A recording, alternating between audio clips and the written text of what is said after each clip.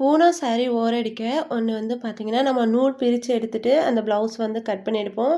அப்பதான் நமக்கு வந்து நேரா வரும் அப்படின்னு சொல்லிட்டு, இப்போ வந்து ஒரு ஈஸியான ட்ரிக் வந்து நான் சொல்லிக் குடுக்குறேன். இது வந்து பெரும்பாலும் வந்து டெய்லர் எல்லாருக்கும் தெரியும். பிகினரா இருந்தீங்கன்னா உங்களுக்கு யூஸ்ஃபுல்லா இருக்கும்.